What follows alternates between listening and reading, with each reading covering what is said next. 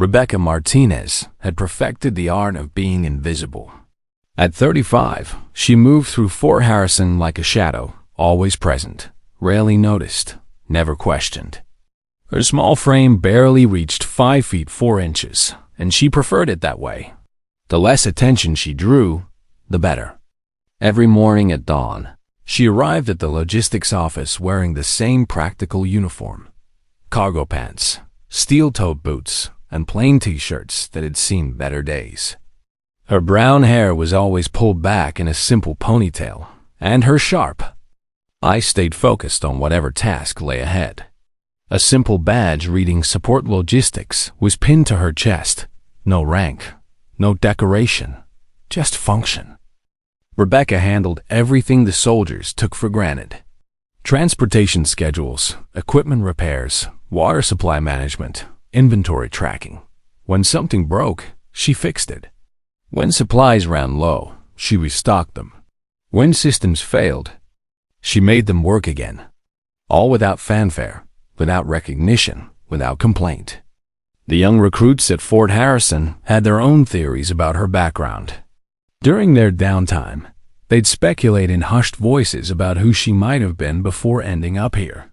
Bet she was some kind of artist, Private Davis would say, gesturing toward the faded silver tattoo that occasionally peeked out from under her wrist.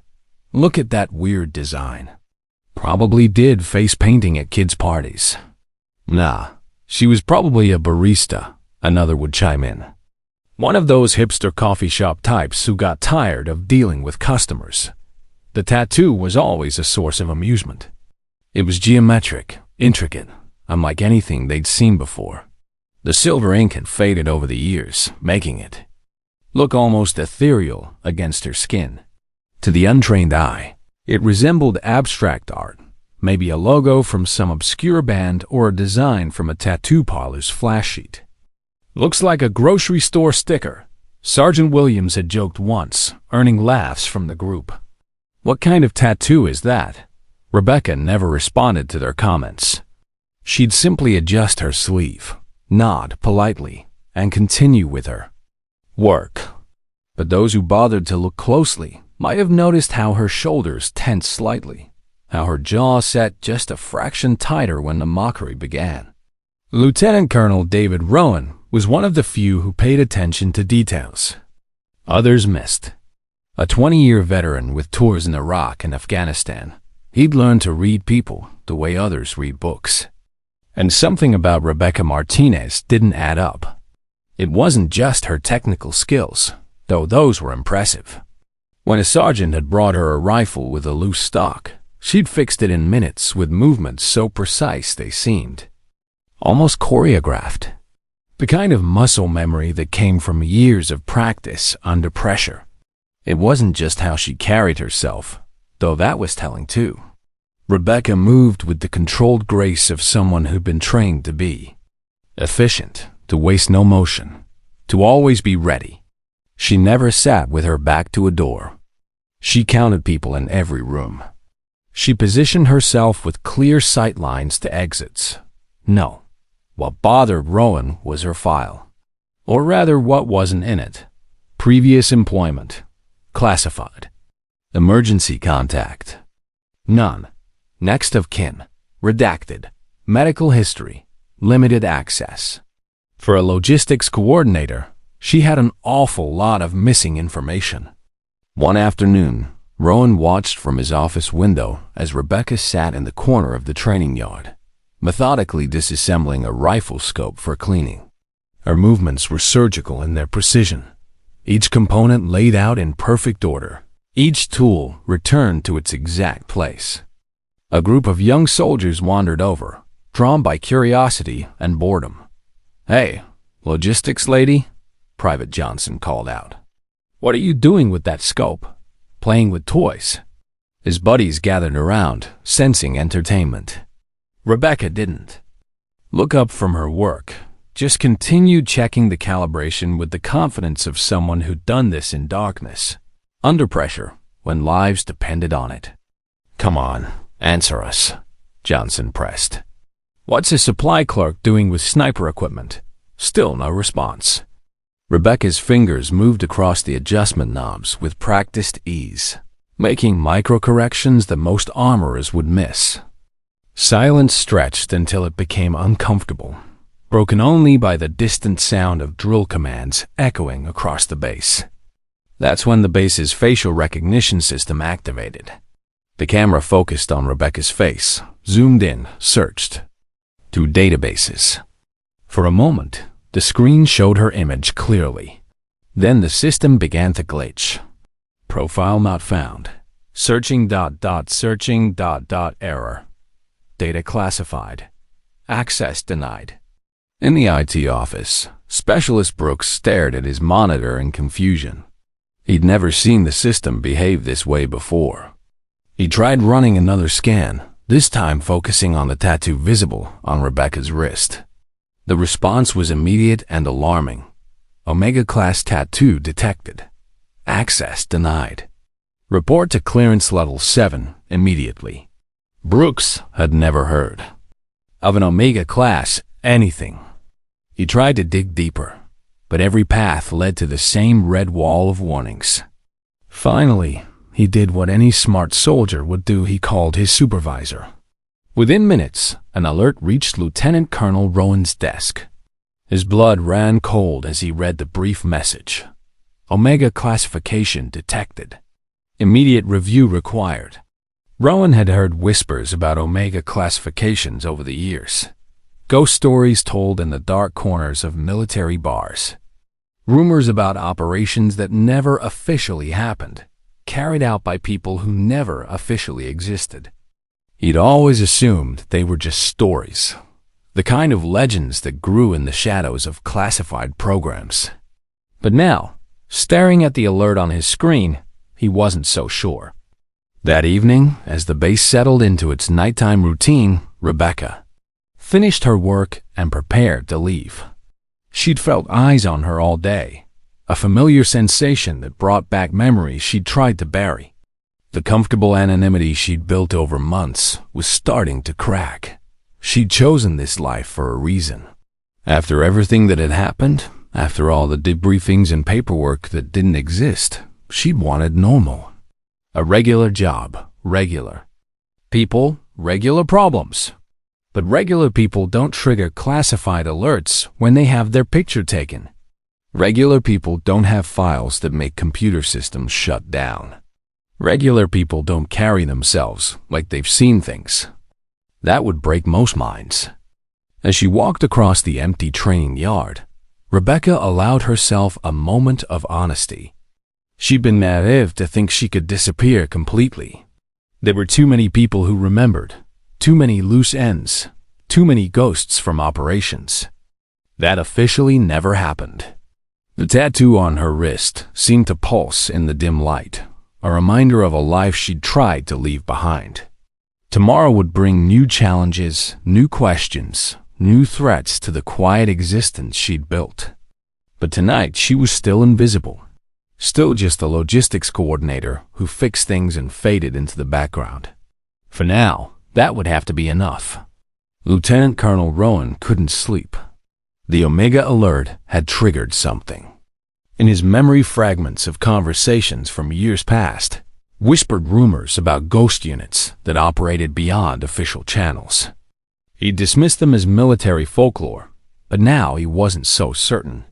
At 0400 hours, he was back in his office, pulling favors from contacts across the intelligence community. The official channels led nowhere, but Rowan had learned long ago that the real information flowed through unofficial networks. His first call was to Marcus Webb, a former CIA liaison he'd worked with in Afghanistan. Webb's voice was groggy, but alert when he answered. "David, it's 4 a.m. This better be important. I need information about Omega Force," Rowan said without preamble. The silence stretched so long that Rowan wondered if the call had dropped.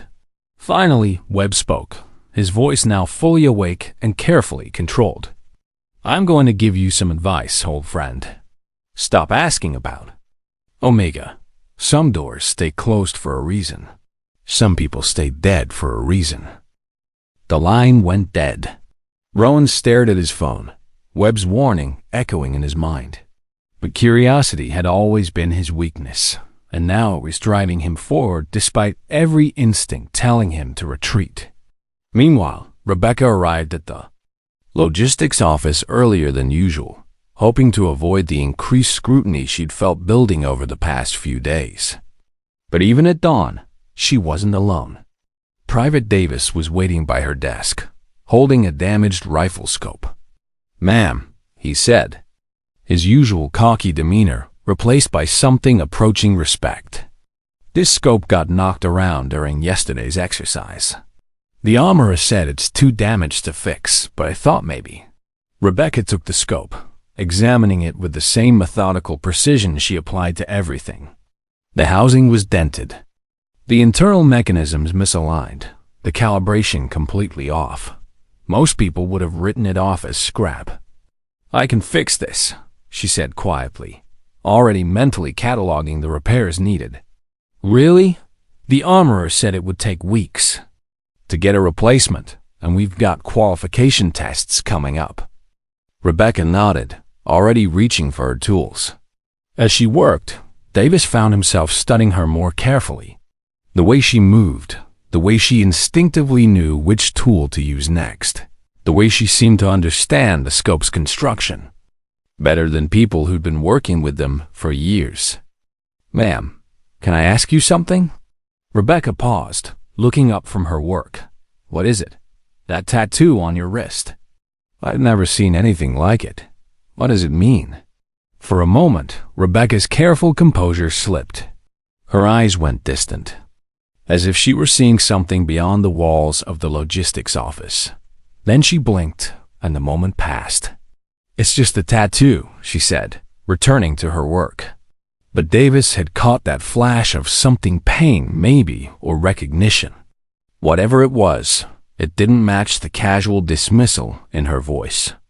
Across the base, Rowan was making his second call of the day. This time, to Colonel Marcus Shaw, a former commander who'd spent years in the most classified corners of the military.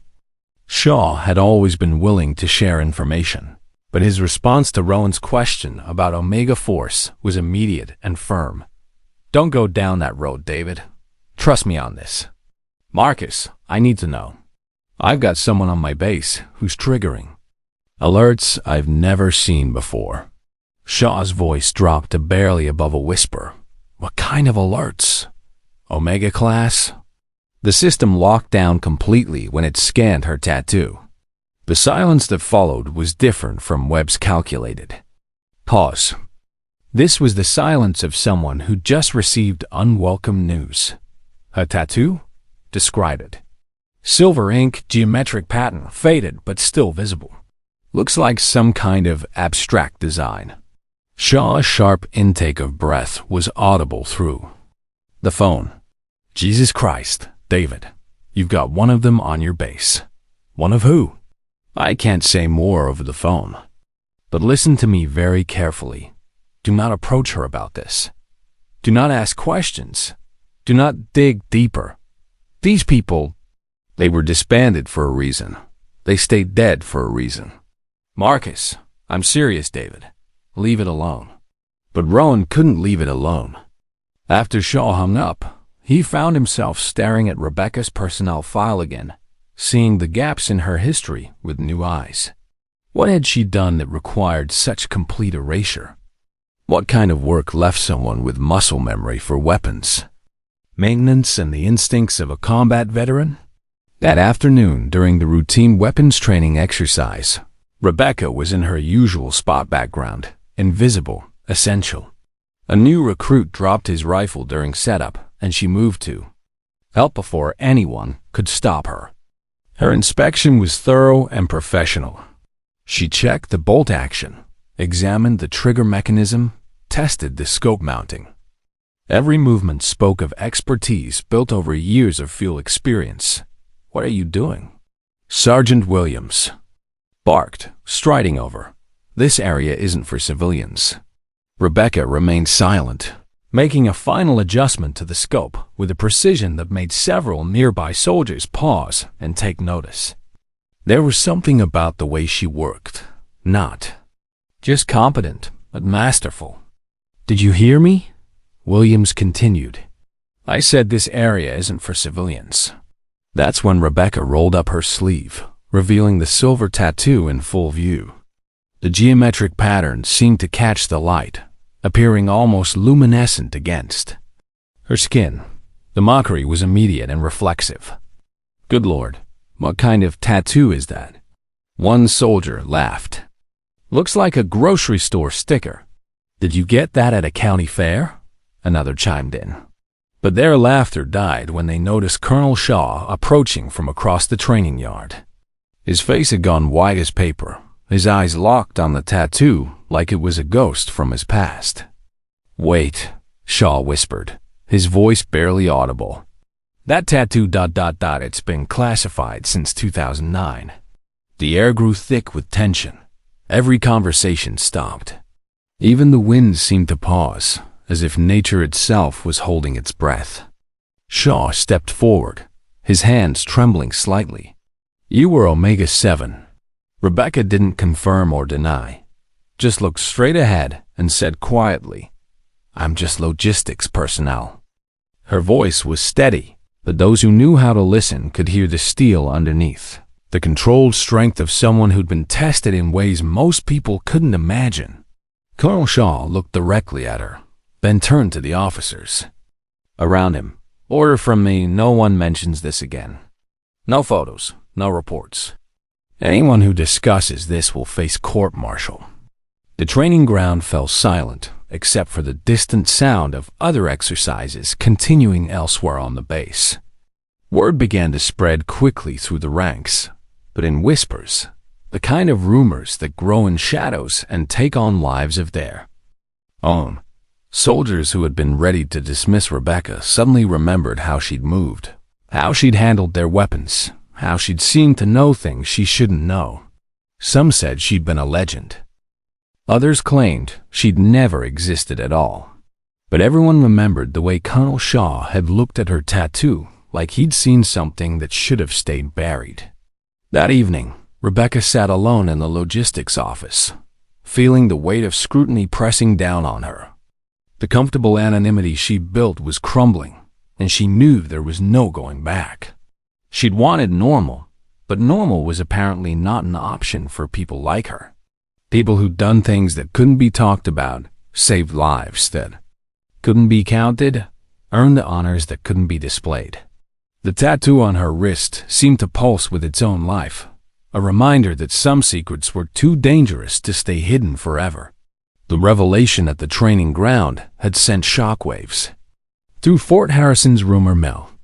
By the next morning, every soldier on base had heard some version of the story, though the details varied wildly with each telling. Rebecca knew her carefully constructed invisibility was gone. She could feel the stairs following her as she moved.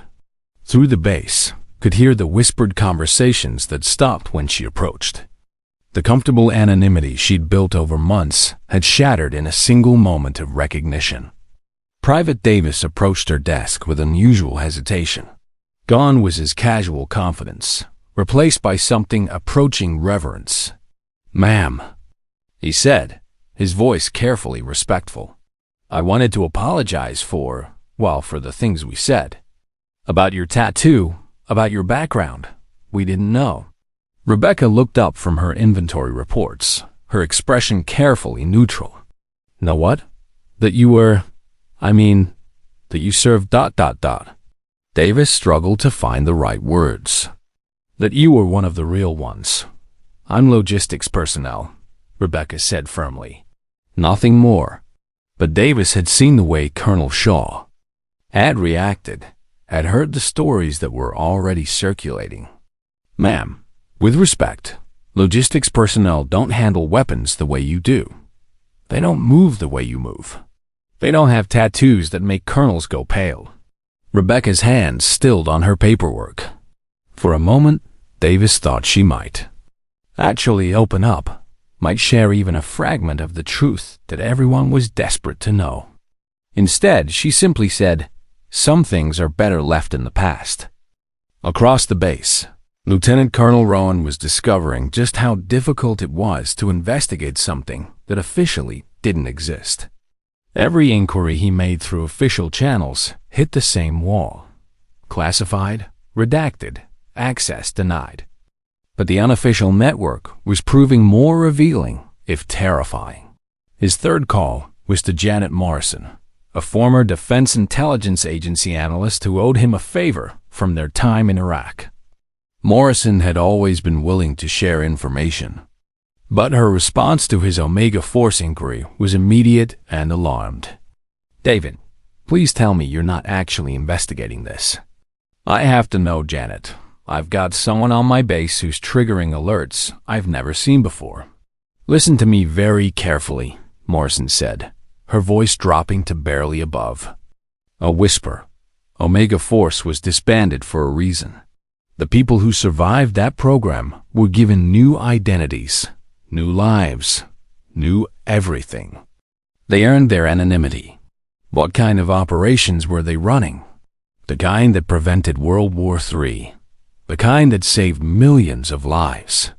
The kind that senators weren't briefed on and presidents could deny with clear consciences. Rowan felt a chill run down his spine. How many of them are still alive? Officially? None. They all died in various training accidents, medical emergencies, or administrative errors. Their records were sealed, their graves are empty, and their families were told they never existed. But unofficially? Morrison's laugh was bitter. Unofficially, they're the most dangerous people on the planet. They were trained to be invisible, to be lethal, to complete impossible missions with no support and no recognition. They were the government's scalpel when they needed precision cuts in the worst places on Earth. And now one of them is fixing my equipment and restocking my supplies. Then you're the luckiest commanding officer in the military, and also potentially the most endangered. The line went dead, leaving Rowan staring at his phone with a growing sense of unease. Meanwhile, Rebecca was dealing with her own crisis. Word of her true identity was spreading beyond the base's borders. She'd received 3 coded messages in the past 24 hours, communications from sources she'd hoped never to hear from again. The first had been a simple text. Package confirmed, delivered. Clients requesting immediate consultation. The second had been more direct. Market value increasing. Multiple bidders interested in exclusive contract. The third had been the most chilling. Old friends remember old debts. Payment collection initiated. Rebecca understood the implications immediately. In her former life, she'd made enemies powerful people who'd been targets of Omega Force operations. They'd never known her face, never learned her name, but they'd known her work. And now, somehow, they were connecting the dots. She needed to disappear again, but this time it wouldn't be as easy. The military had protocols, procedures, bureaucratic. Machinery that made quick exits nearly impossible. She was trapped by the very system that had once protected her. That afternoon, as she worked alone in the logistics office, Rebecca made a decision that would change everything. She opened her secure laptop and began typing a message to a contact she'd sworn never to use again. Ghost requesting immediate extraction. Cover compromised. Multiple threats converging. Authorization code, Silver 7. She hesitated before hitting send, knowing that this single message would trigger a chain of events that couldn't be stopped. But she had no choice. The whispers were growing louder, the questions more pointed, the dangers more immediate. Just as she was about to send the message, her office door opened. Colonel Shaw entered, his face grim and his eyes haunted. "We need to talk," he said, closing the door behind him. Rebecca's hand moved away from the keyboard. "I don't think that's wise, sir." "Wise or not, it's necessary." Shaw pulled up a chair and sat down across from her desk. "I know who you are. I know what you did. I was there for some of it." Rebecca's carefully controlled expression didn't change, but Shaw could see the tension in her shoulders. the way her hands positioned themselves for quick movement. I was a colonel in Iraq when Omega Force was operating, Shaw continued. I never met any of you face to face, but I saw the results of your work. Hostages returned safely from impossible situations. Terrorist cells eliminated without civilian casualties. Nuclear materials secured before they could be weaponized. You have me confused with someone else, Rebecca said quietly. The geometric tattoo on your wrist is a unique identifier. Each Omega operative had one, designed to be unrecognizable to civilians, but instantly identifiable to military intelligence. Silver ink, specific pattern, applied during the final phase of training. Rebecca's silence was answer enough. I know about the 4 hostage rescue missions you completed without backup. I know about the terrorist cell you eliminated in Kandahar. I know about the nuclear facility you secured in Syria. Even if any of that were true, Rebecca said carefully, it would be classified at levels that don't officially exist. Which is why I'm here, Shaw said. Because I also know that there are people looking for you. People who remember what Omega Force did to their operations. People who want revenge. Rebecca's eyes sharpened. How do you know that? Because I've been getting calls. Inquiries about personnel records, base security, logistics staff. People who shouldn't know this. Base exists are suddenly very interested in our operations. The weight of the situation settled over them both. Rebecca's cover wasn't just blown. It was actively compromised by hostile forces. The quiet life she'd built was not only over, it was becoming a liability for everyone around her. What do you want from me? She asked. Shaw leaned forward. I want you to let me help you. I want you to trust that there are still people in this system who remember what you sacrificed, who understand that heroes don't always wear uniforms or receive medals. For the first time since the training ground incident, Rebecca's composure cracked slightly. I'm not a hero. I'm just someone who did what needed to be done. Which is exactly what heroes are, Shaw replied. The question now is, what needs to be done to keep you safe? Rebecca looked at her laptop screen, at the unsent message that would trigger her extraction. Then she looked at Shaw, seeing something in his eyes that she'd almost forgotten existed, genuine concern from someone who understood the weight of the choices she'd made. I don't know, she admitted, but I'm running out of time to figure it out. Outside, the base continued its normal operations, but beneath the surface, forces were moving that would soon transform Fort Harrison into a battlefield between the past and the present, between the shadows and the light. Rebecca's secure laptop chimed with an encrypted message at 0200 hours. The sender was identified only as Control, but she recognized the signature encryption protocol she'd hoped never to see again. Package location confirmed. Multiple interested parties converging. Recommend immediate relocation to secure facility. Time window, 72 hours. She stared at the message, feeling the familiar weight of operational pressure settling over her. 72 hours meant they'd already been tracking her for days, possibly weeks. The fact that Control was reaching out meant the situation had escalated beyond normal security protocols. The second message arrived 10 minutes later, this one from a different source. Old friends from Kandahar send regards. Looking forward to reunion. Payment for services rendered long overdue. Rebecca's blood ran cold.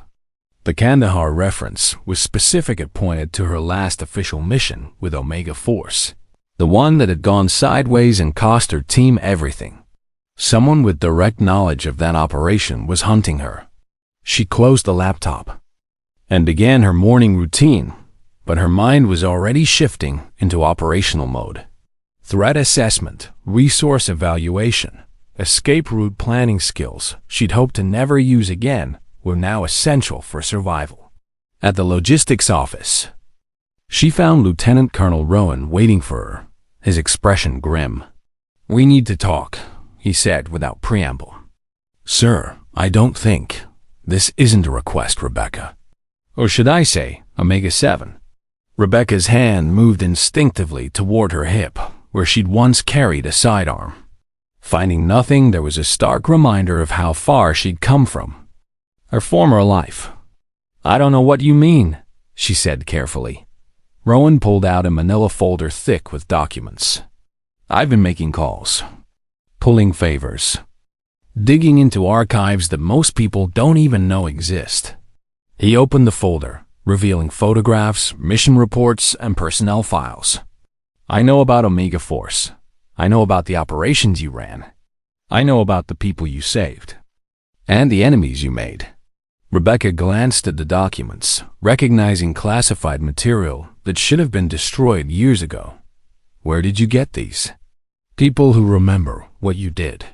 People who think you deserve better than hiding. In a logistics office, Rowan's voice softened. People who know you're in danger. I chose this life, Rebecca said firmly. I chose to disappear for a reason. And now that choice is being taken away from you. Rowan spread out several photographs on her desk. These were taken yesterday. Surveillance photos of the base. Perimeter. Professional quality, military-grade equipment. Someone is conducting reconnaissance. Rebecca studied the images, her trained eye immediately identifying the telltale signs of hostile surveillance. Camera angles, timing intervals, vehicle positioning. All the hallmarks of a professional operation. How many watchers? She asked, a voice shifting to the clipped, professional tone she'd once used in briefings. At least 3 teams that we've identified. Possibly more. Equipment? Standard surveillance gear, but high-end. This isn't amateur hour. Rebecca nodded, her mind already processing the tactical implications. They're not here to watch. They're here to confirm and extract. Extract? Take me alive. Dead operatives.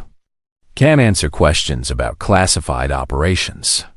Rowan felt a chill at the matter-of-fact way she discussed her own potential kidnapping. What do you need from me? Time. And access to better intelligence about who's running this operation. Done. What else? Rebecca hesitated, then made a decision that would change everything. I need to contact my handler. The real one. Not the official channels. If multiple hostile parties are converging on my location, then someone with serious resources is coordinating this. Can you trust your handler? I don't have a choice. The alternative is letting them take me, and that's not an option. Rowan stood up, his expression resolute. Then we do this right. Full operational security, need-to-know basis, and complete deniability for the base personnel. Sir, you don't understand what you're volunteering for. If this goes sideways, then it goes sideways for the right reasons. Rowan met her eyes. You served your country in ways that most people can't imagine. The least we can do is serve you when you need it most. For the first time in years, Rebecca felt a flicker of the trust she'd once placed in her military family. Thank you, sir. Don't thank me yet. We've got work to do. Meanwhile, across the base, Sergeant Williams was discovering that his casual mockery of Rebecca's tattoo had attracted unwanted attention. A man in civilian clothes had approached him outside the mess hall, claiming to be a military historian, researching unit insignia. I heard you saw an interesting tattoo recently, the man said, his smile friendly but his eyes cold. Geometric design, silver ink, quite distinctive. Williams felt uneasy but couldn't pinpoint why. Yeah, one of the logistics people has something like that. Why? Historical significance. These old unit symbols tell fascinating stories. The man pulled out a small recording device. Could you describe it in detail? I don't think I should. Of course. Security protocols. Very admirable. The man's smile widened. Perhaps we could discuss it over dinner. I'm staying at the hotel just off base, room 207. Williams watched the man walk away, his unease growing. Something about the encounter felt wrong, but he couldn't identify what. He made a mental note to report the conversation to his supervisor, not knowing that his casual cooperation had just provided hostile forces with confirmation of Rebecca's presence. That evening, Rebecca met with Rowan in his office after hours. She'd changed from her usual logistics uniform into dark clothing that seemed to transform her entire appearance. Gone was the quiet, unassuming supply clerk. In her place was someone who moved with predatory grace and spoke with quiet authority. "I've made contact with Control," she reported. "The situation is worse than we thought. There are at least 5 different groups tracking me, including remnants of the terrorist cell from Kandahar and a private military contractor that specializes in extracting high-value targets." Rowan absorbed this information grimly. What are their capabilities? Professional grade. Military training, advanced equipment, significant financial backing. They're not here to send a message. They're here to collect an asset. You. Me. And they won't care about collateral damage to base personnel. The weight of the situation settled over them both. This wasn't just about Rebecca anymore. It was about protecting everyone at Fort Harrison from the consequences of her presence. "Options?" Rowan asked. 3. First, I disappear tonight. New identity, new location. Hope they don't find me again. Success probability? Low. They found me here despite maximum operational security. They'll find me again. Second option? Stand and fight. Use the base's resources to eliminate the threat permanently. That would require turning Fort Harrison into a battlefield. Which brings us to option 3. Rebecca's voice was steady, but Rowan could hear the resolve underneath. I go to them. Controlled engagement, my terms, minimal risk to base personnel. That's suicide. Not if it's done right. I was trained for this, sir. Impossible odds. No backup, success against overwhelming opposition. It's what Omega Force was built for. Rowan stared at her, seeing not the quiet logistics coordinator, but the legendary operative who'd completed missions that officially never happened. There has to be another way. There is, Rebecca said quietly. But it requires trusting me to do what I was trained to do.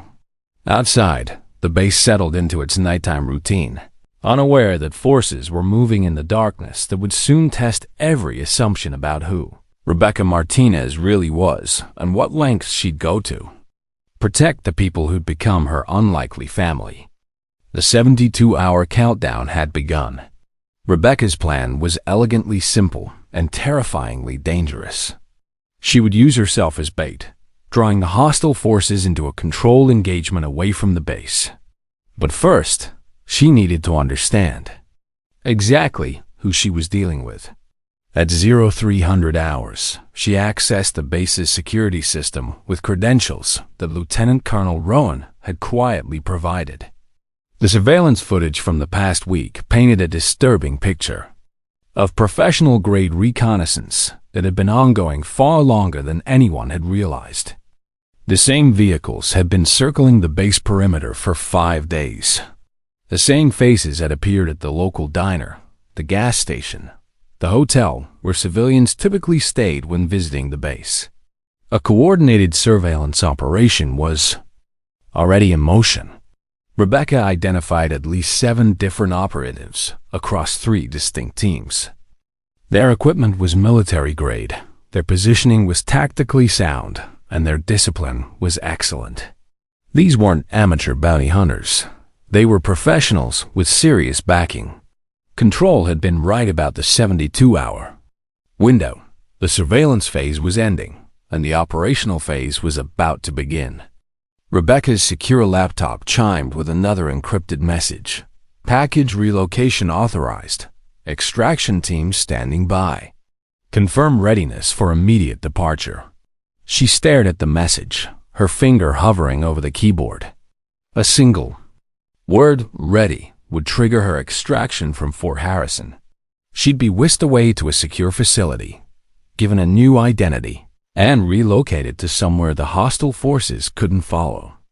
But running meant leaving the base personnel vulnerable to whatever retribution her enemies might choose to visit upon them. It meant abandoning the people who'd unknowingly given her months of peace and normalcy. Rebecca closed the laptop without responding. At 0600 hours, she found Lieutenant Colonel Rowan in his office, reviewing intelligence reports with grim concentration. "I need to show you something," she said, spreading out printed surveillance photographs on his desk. These are the hostile forces we're dealing with. 3 teams, 7 operatives, professional-grade equipment. Rowan studied the images. "How do you know so much about their capabilities?" "Because I recognize some of them." Rebecca pointed to a photograph of a man in civilian clothes near the base entrance. "That's Marcus Kane, former Special Forces, discharged for conduct violations. He's been working private military contracts for the past 3 years. You know him personally? We've crossed paths. He was part of a team that tried to interfere with an Omega Force operation in Syria. We had to discourage his involvement." Rowan caught the euphemism. "You fought him before. I stopped him before." "There's a difference." Rebecca's voice was carefully neutral. "Kane holds grudges. His presence here suggests this isn't just about kidnapping me. It's about payback." "What kind of payback?" "The kind that involves making examples. If they can't take me alive, they'll settle for making sure everyone who helped me disappears." The implications hit Rowan like a physical blow. They're planning to attack the base. Not attack, sterilize. Make it look like an accident, a training mishap, something that won't trigger a federal investigation. Rowan reached for his phone to contact base security, but Rebecca stopped him. "Sir, if you activate formal security protocols, you'll trigger their operation early. They're watching for signs that we've detected them. The moment you change the base's security posture, they'll know we're onto them. Then, what do you recommend?"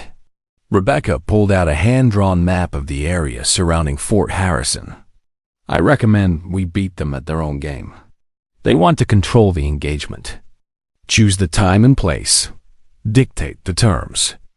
Instead, we give them what they think they want while maintaining tactical advantage, which is me, alone, apparently vulnerable." Rebecca traced a route on the map with her finger. "There's an abandoned warehouse complex about 15 miles northeast of here. Industrial area, minimal civilian presence, multiple access routes. Perfect for the kind of operation they're planning." "You want to draw them there?"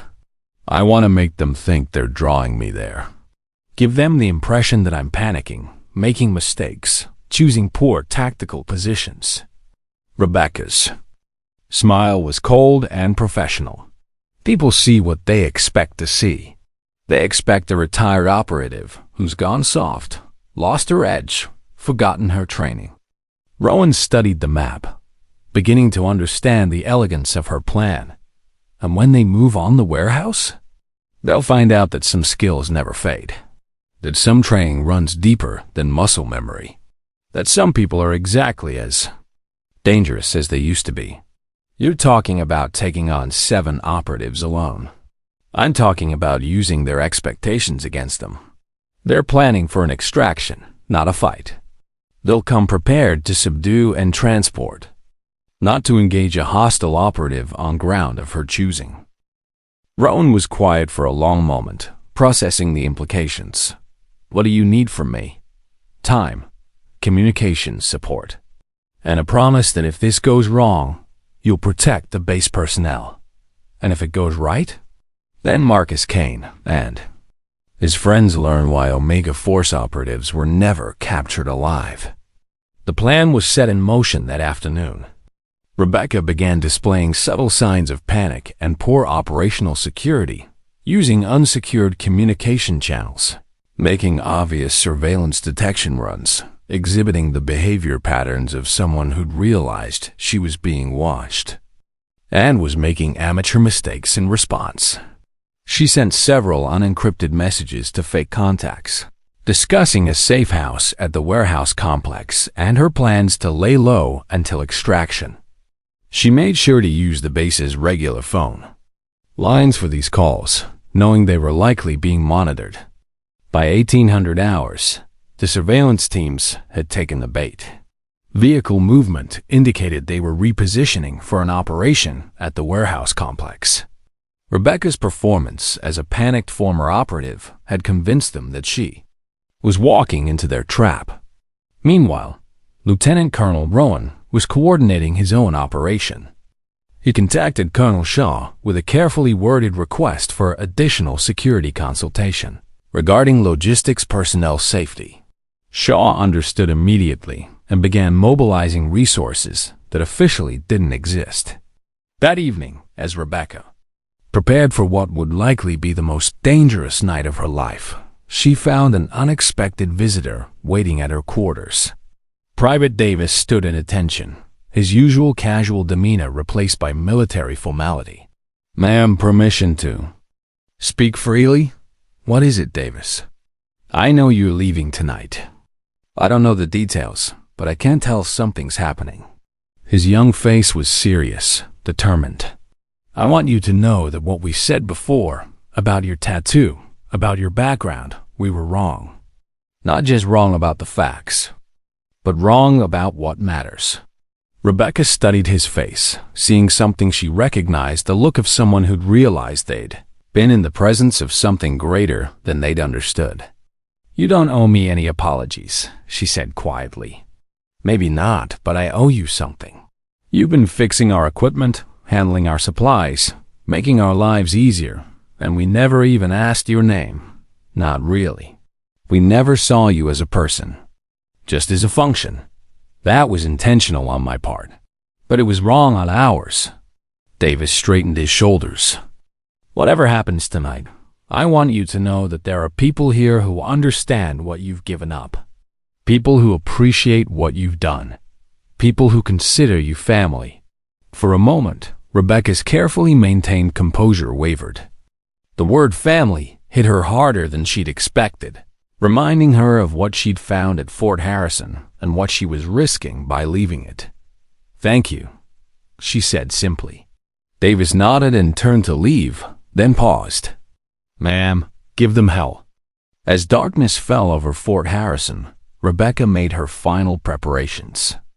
She changed into dark tactical clothing that she'd kept hidden for emergencies, checked equipment that officially didn't exist, and reviewed contingency plans for scenarios she'd hoped never to face again. At 2200 hours, she met with Lieutenant Colonel Rowan one final time. "Communication check every 30 minutes, she said, testing the encrypted radio hidden in her clothing. "If I miss 2 consecutive checks, assume I'm compromised and activate base security protocols." "Rebecca, sir, whatever happens tonight, I need you to know that the past few months here have been the most peaceful I've had since the program ended. That means something." Rowan nodded, understanding the weight of what she was saying. "Bring yourself home, soldier." "Yes, sir." Rebecca disappeared into the darkness, moving with the silent precision of someone returning to their natural element.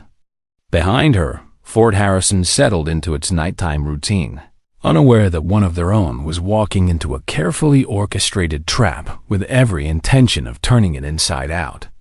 The warehouse complex was 15 miles away, but for Rebecca, the journey felt like traveling back through time to a life she'd tried to leave behind. With each mile, the quiet logistics coordinator faded away, replaced by Omega-7, the ghost who'd completed impossible missions and survived encounters that had killed better-trained operatives. Tonight, she would discover if the legend was stronger than the myth. The abandoned warehouse complex squatted in the darkness like a concrete monument to industrial decay. Rebecca approached from the southeast, using drainage ditches and abandoned equipment for cover as she conducted her final reconnaissance. 7 vehicles positioned at strategic points around the perimeter. Professional spacing, overlapping fields of fire, multiple escape routes covered. Marcus Kane's team had done their homework. Through her night vision scope, Rebecca identified the hostile operatives. Kane himself was positioned in the main warehouse, likely coordinating the operation. 2 snipers on elevated positions, the grain silo and the water tower. 4 ground units covering the access routes.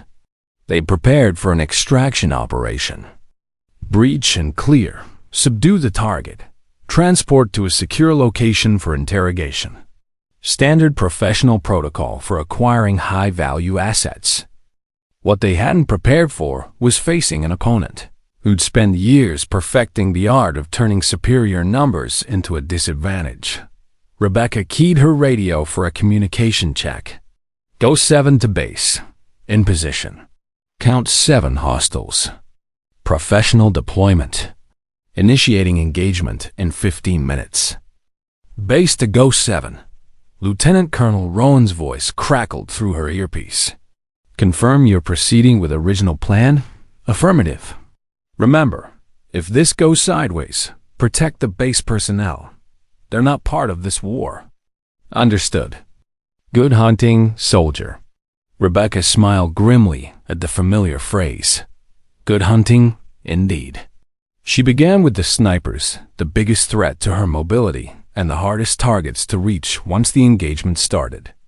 The grain silo was her first objective, requiring a climb up rusted maintenance ladders while remaining invisible to the ground units. Years of inactivity hadn't dulled her skills. She moved like smoke, each step calculated to avoid noise or visual detection. The sniper in the silo never heard her coming. The takedown was silent and efficient. Military techniques learned in classified training facilities and perfected in operations that officially never happened. Within minutes, she had neutralized the sniper and acquired his high-powered rifle and communication equipment. The chatter on their radio frequency revealed the professional discipline of Kane's team. Periodic check-ins, coded status reports, careful coordination. They were treating this like a military operation, which meant they'd react to unexpected developments with military precision. Time to give them something unexpected. Rebecca used the acquired radio to transmit a false status report in the neutralized sniper's voice. Overwatch 2 to command. Possible movement northeast perimeter. Investigating. Kane's response was immediate. Command to Overwatch 2. Maintain position. Ground units will investigate. Perfect. She just pulled 2 of the 4 ground units away from their defensive positions. The water tower sniper was her next target, but reaching him required crossing open ground under potential observation from the remaining ground units. Rebecca waited until the 2 investigating units had moved sufficiently northeast, then sprinted across the gap with the fluid speed of someone who'd learned to move fast when lives depended on it. The second sniper elimination was equally silent, giving Rebecca control of both elevated positions and a clear view of the entire complex. Now she could see what Kane's team couldn't, their own vulnerability. Go 7 to base, she whispered into her radio. 2 down, 5 remaining. Hostiles. Still believe target is en route. Base to Go 7. Local authorities report suspicious activity in your area. We've got maybe 20 minutes before civilian law enforcement arrives. 20 minutes to finish what she'd started. More than enough time. Rebecca began her psychological warfare campaign. Using the captured radios, she transmitted fragments of conversation designed to sound like communication problems, static-filled partial reports, cut-off transmissions, confused status updates. Overwatch 1. Static. Static. Can't confirm. Ground 3 to multiple contacts. Negative. False alarm. Within minutes, Kane's remaining operatives were reporting phantom contacts and requesting clarification on garbled communications. Their professional discipline was cracking under the pressure of incomplete information and apparent equipment failures. Rebecca could hear the tension building in Kane's voice as he tried to maintain operational control. All units, report status immediately. Clear communication protocols. But his two snipers couldn't report because they were unconscious and tied in their positions. His ground units were chasing shadows based on false intelligence. And his target was somewhere in the complex, turning his carefully planned extraction into a nightmare of uncertainty. Time for the direct approach. Rebecca made her way to the main warehouse where Kane was coordinating the operation. Through her scope, she could see him pacing near a bank of communication equipment, his professional calm finally beginning to crack as his operation fell apart around him. She could have taken the shot from outside. A single round would have ended Kane's involvement permanently. But that wasn't the message she wanted to send. Instead, she entered the warehouse through a service entrance, moving with the silent precision that had earned her the nickname Silver Ghost during her Omega Force days. Kane never heard her coming. One moment he was barking orders into his radio. The next he was staring down the barrel of his own sniper's rifle, held by a woman who'd appeared from the shadows like a living nightmare. "Hello, Marcus," Rebecca said quietly. "We need to talk." Kane's hand moved toward his sidearm, then stopped as he recognized the absolute professionalism in her stance. This wasn't the panicked former operative he'd expected to capture. This was Omega 7, and she was exactly as lethal as the legends claimed. "You're supposed to be hiding in here, waiting for extraction," Kane said, his voice carefully controlled. "I was never hiding, Marcus. I was hunting." Rebecca's smile was cold and predatory. "The question now is whether you and your people leave. Voluntarily or leave permanently. You can't take all of us." "I already have." "Your snipers are neutralized. Your ground units are chasing phantoms. And you're having a conversation with someone who completed 4 hostage rescue missions without. Back up." Rebecca's voice dropped to barely above a whisper. "How do you think this ends?" Kane's radio crackled with increasingly desperate reports from his remaining operatives. Phantom contacts, equipment failures, communication breakdowns. His carefully orchestrated operation was disintegrating into chaos.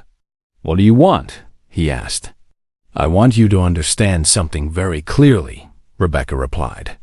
"I chose to retire. I chose to disappear. I chose to live quietly. But those were choices, not limitations. The people who hired us won't stop. They'll send others. Then I'll deal with others. But you're going to deliver a message for me." Rebecca's eyes were arctic cold. "Tell whoever sent you that Omega 7 died with the rest of her unit. Tell them that Rebecca Martinez is just a logistics coordinator who fixes equipment and stocks supplies. Tell them that hunting ghosts is a good way to become one." Kane nodded slowly, understanding the threat implicit in her words. "Your people have 30 seconds to evacuate the complex," Rebecca continued. "Anyone still here after that becomes a permanent part of the landscape." Kane keyed his radio with trembling hands. "All units, immediate withdrawal." "Operation canceled. Repeat, immediate withdrawal." Rebecca watched through her scope as the hostile operatives abandoned their positions and retreated to their vehicles. Professional discipline held just long enough for an orderly withdrawal, but she could see the relief in their movements as they realized they were being allowed to leave alive. Kane was the last to go, pausing at the warehouse entrance. "This isn't over." "Yes, it is," Rebecca replied. "Unless you want it to be permanent." As the sound of vehicles faded into the distance, Rebecca keyed her radio one final time. "Ghost 7 to base. Package delivered. All hostiles withdrawn. Area secure. Base to Ghost 7. Outstanding work, soldier. Come home?" Rebecca began the long walk back to Fort Harrison, leaving the warehouse complex exactly as she'd found it abandoned, empty and holding secrets that would never be officially acknowledged. But the message had been sent. Omega-7 might be retired, but she wasn't dead. And anyone who threatened the quiet life she'd built would learn exactly why some people earned their legends. The sun was rising over Fort Harrison when Rebecca finally returned to base. She'd changed back into her civilian clothes and assumed her usual unassuming posture. But Lieutenant Colonel Rowan could see the difference in her eyes. The sharp alertness of someone who just reminded themselves exactly what they were capable of. "The brief?" he asked as she entered his office. 7 hostiles neutralized or withdrawn. 0 casualties. Message delivered. Rebecca's report was crisp and professional. "The immediate threat has been eliminated, but we need to discuss long-term implications."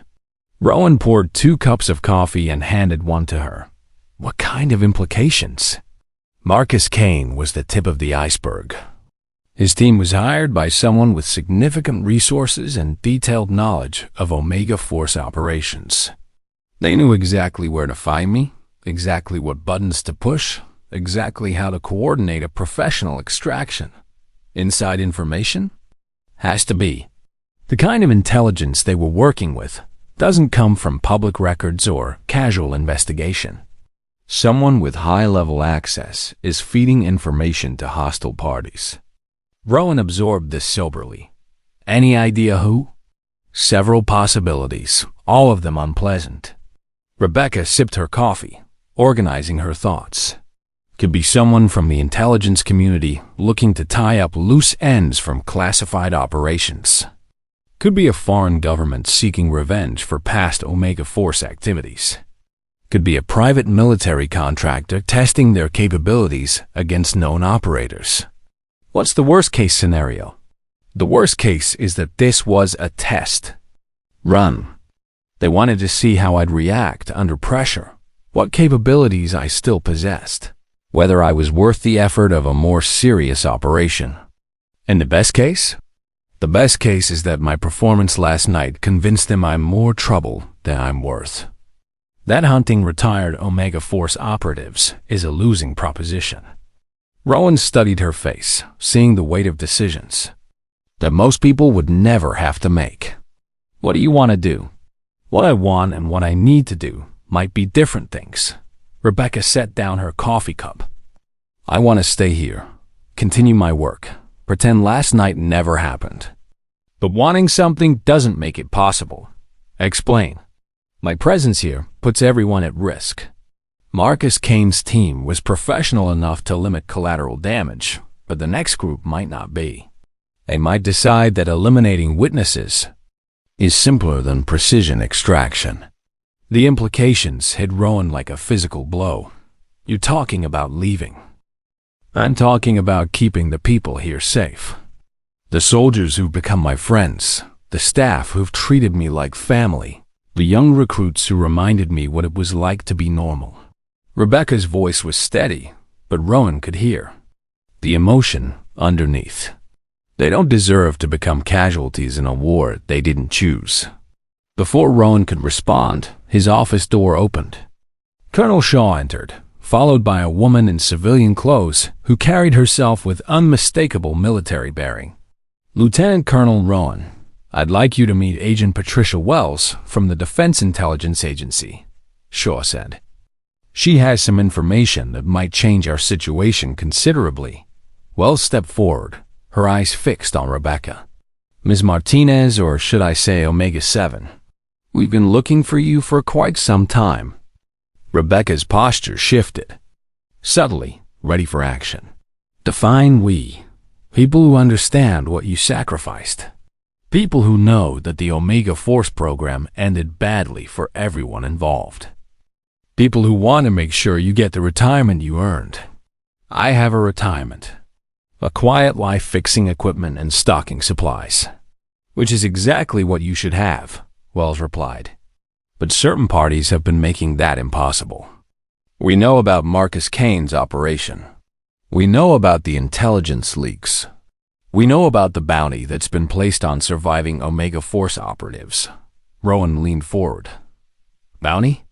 $50 million for any living Omega Force operative. Delivered alive for interrogation. The offer has been circulating in certain circles for the past 6 months. Rebecca's expression hardened. Who's offering the bounty? Viktor Kozlov, Russian oligarch with ties to several terrorist organizations that Omega Force disrupted during its operational period. He's been systematically hunting down anyone connected to those operations. How many has he found? Wells's expression was grim. You're the last one. The weight of that statement settled over the room like a physical presence. Rebecca was not just a retired operative trying to live quietly. She was the final target. In a campaign of revenge that had already claimed the lives of people she'd once served alongside. What are you proposing? Rebecca asked. Full protection under a classified witness security program. New identity, new location, resources to ensure you stay hidden permanently. And in exchange? Nothing. You've given enough. This is what should have been offered when the program ended, instead of leaving you all to fend for yourselves. Rebecca was quiet for a long moment, processing the offer. What about the people here? What about the intel leak that led Kane? To me, the leak has been identified and neutralized. As for the people here, they'll be briefed on a cover story that protects both them and you. As far as anyone will know, Rebecca Martinez completed her contract and took a position elsewhere. They deserve better than a lie.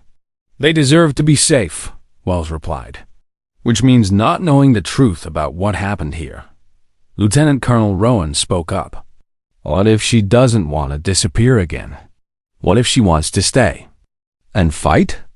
Wells looked at him as if he'd suggested something insane. With respect, sir, this isn't a problem that can be solved with conventional military action. Viktor Kozlov has resources that rival small nations. The only way to protect Omega-7 is to make her disappear completely. Or, Rebecca said, quietly, make Viktor Kozlov disappear completely. The room fell silent. Wells stared at Rebecca, clearly struggling with the implications of what she just did.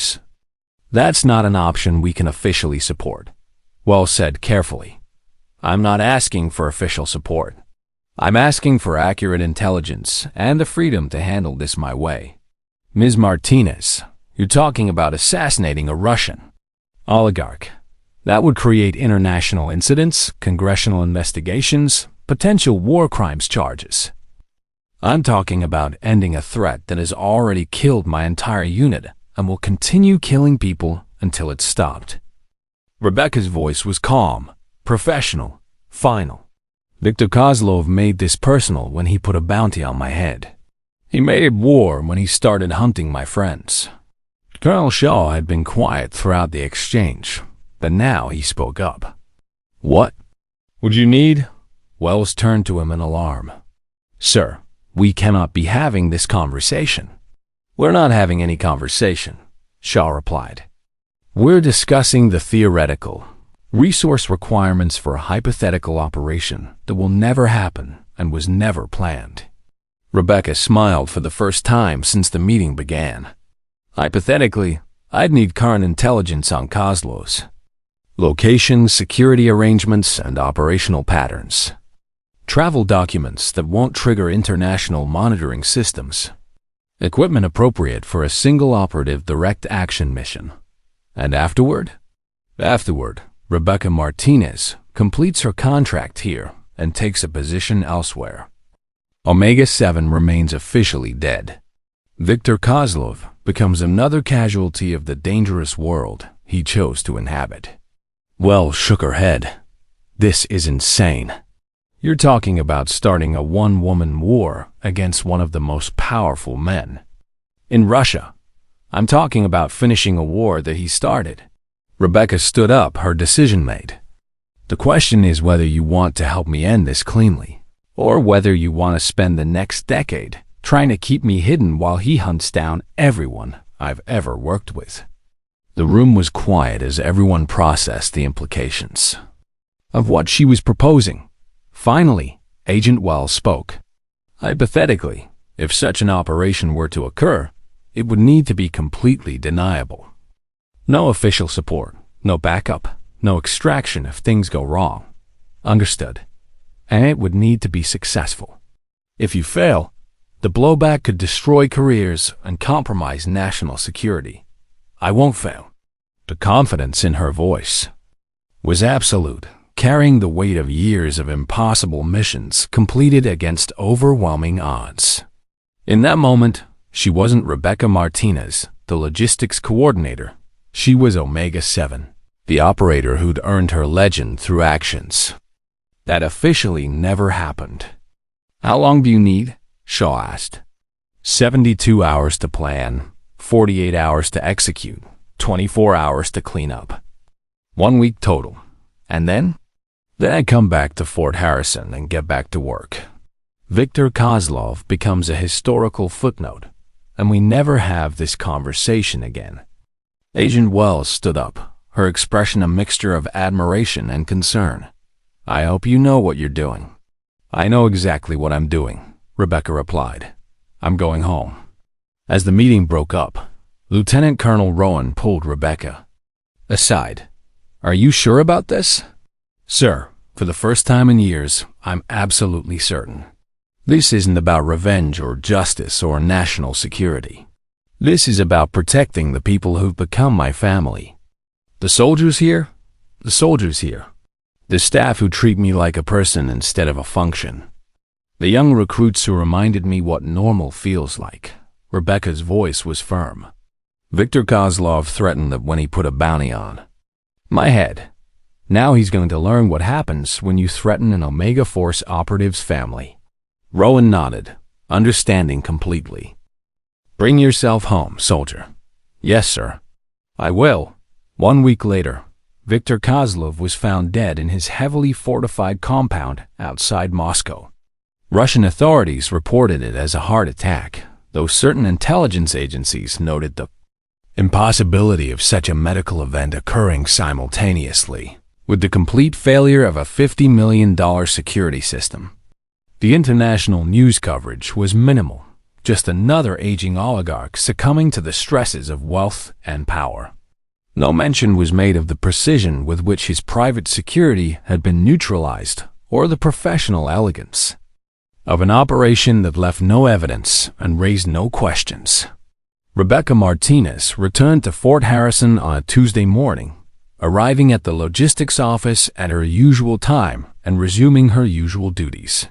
She wore the same practical clothing, carried herself with the same unassuming posture, and spoke only when absolutely necessary. But Lieutenant Colonel Rowan noticed the difference immediately. The weight that had been pressing down on her shoulders for months was gone. The careful alertness that had characterized her movements since the warehouse incident had been replaced by genuine peace. Good morning, Rebecca, he said when she stopped by his office for the daily briefing. Good morning, sir. All equipment operational, supplies fully stocked, no maintenance issues to report. And the other matter? What other matter, sir? Rebecca's expression was perfectly innocent. I believe there may be some confusion in the files. Rowan smiled, understanding the game they were now playing. Of course, my mistake. Agent Wells had been as good as her word. The cover story was simple and effective. Rebecca Martinez had completed her logistics contract and accepted a similar position at another facility. The person who returned was technically a different contractor with similar qualifications and an identical work ethic. The paperwork was flawless, the background checks were clean, and the security clearances were appropriately mundane. Rebecca Martinez, logistics coordinator, had no connection to any classified programs or overseas operations. Private Davis was among the first to welcome her back, though he was clearly puzzled by the official explanation. Ma'am, I thought you'd left for another assignment. Personnel changes sometimes get complicated, Rebecca replied diplomatically. I'm back now, and that's what matters. Yes, ma'am. It's good to have you back. Things weren't the same while you were gone. The truth was, Things hadn't been the same for any of them. During Rebecca's absence, the soldiers had realized how much they'd taken her contributions for granted. Equipment broke down more frequently without her constant maintenance. Supply issues that she'd prevented through careful planning suddenly became urgent problems. The quiet efficiency she'd brought to her work became apparent only in its absence. More than that, they'd realized how much they'd underestimated her as a person. The revelation about her background, carefully edited to protect classified information, had forced them to confront their assumptions about strength, service, and sacrifice.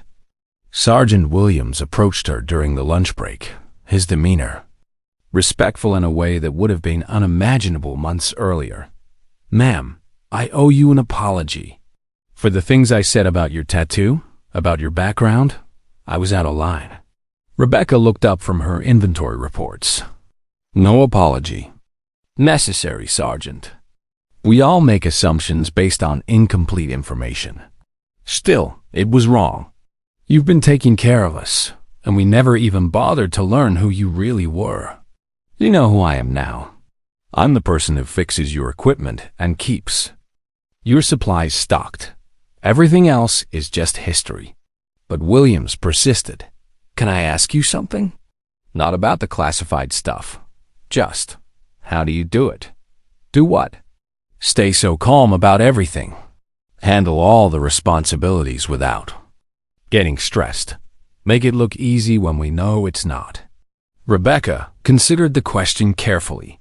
"I learned a long time ago that the most important battles are fought quietly. That strength isn't about proving how tough you are. It's about doing what needs to be done without making a show of it.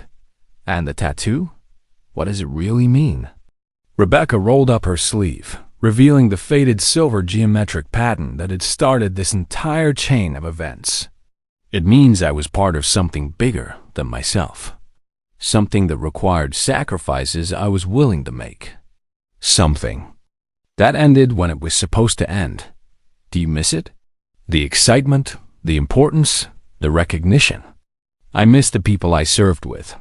I miss knowing that what we were doing mattered. But I don't miss the pressure, the danger, or the isolation." Rebecca's voice was thoughtful. "What I have here is better. People who see me as a person, not weapon. Work that's meaningful without being life or death. A chance to be normal."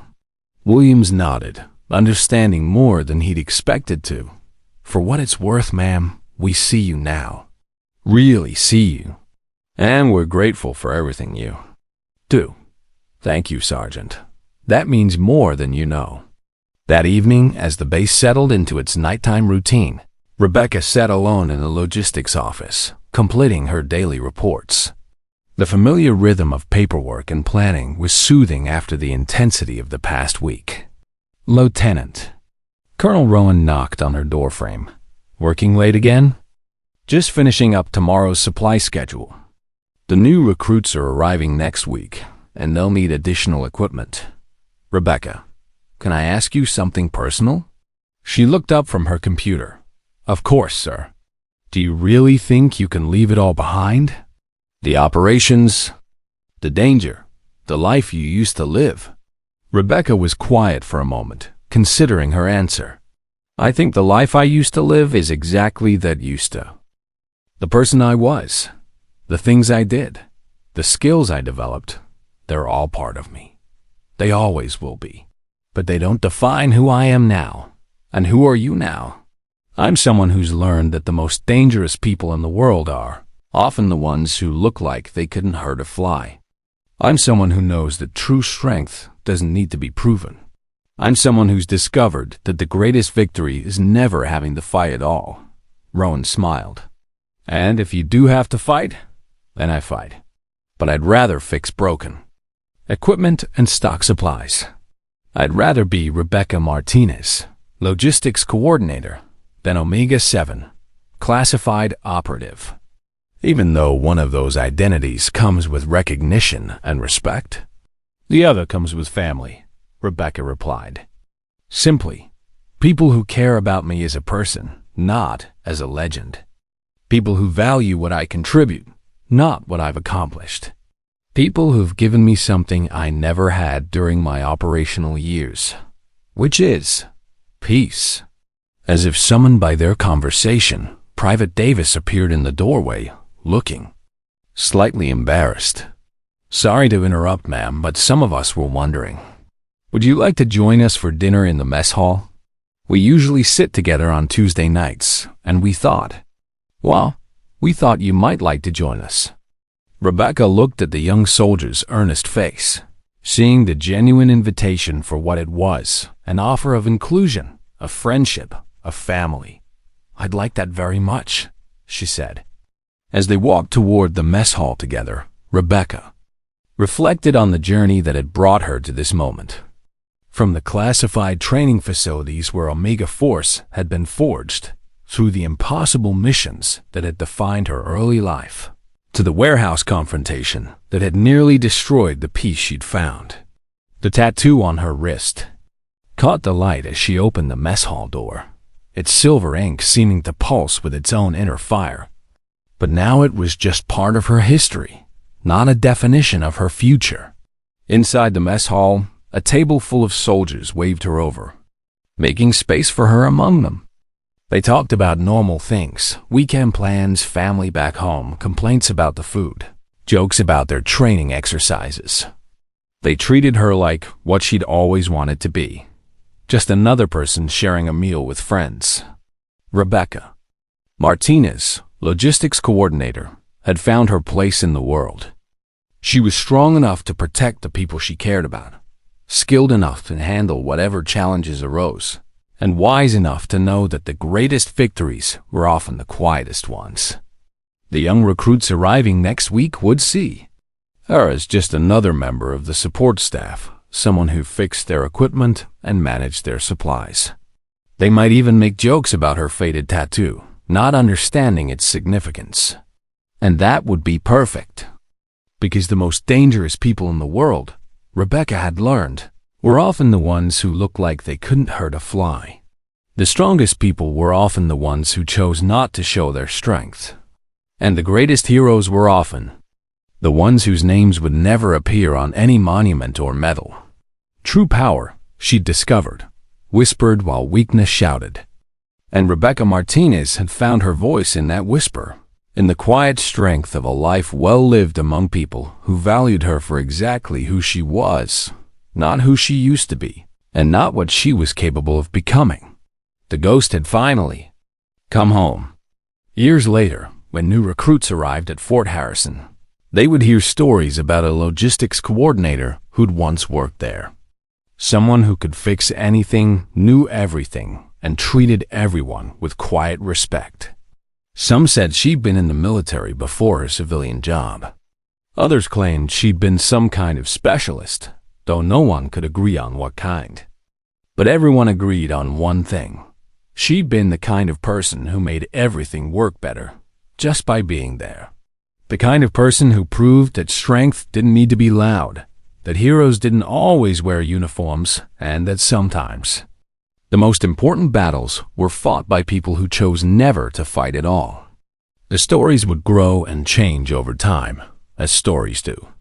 But the truth at their heart would remain constant, that Rebecca Martinez had been exactly what she'd always wanted to be: strong enough to protect what mattered, wise enough to know when not to use that strength, and brave enough to find peace in a world that rarely offered it. Her tattoo might have been classified, but her legacy was written in the lives of everyone she'd touched quietly, efficiently, and with the kind of lasting impact that comes only from genuine care. Sometimes the greatest legends are the ones that never need to be told. If you enjoyed this story, don't forget to hit the subscribe button and become a part of our Everyday Life Stories community. Where are you watching from? Drop a comment below. We love hearing from our amazing viewers around the world.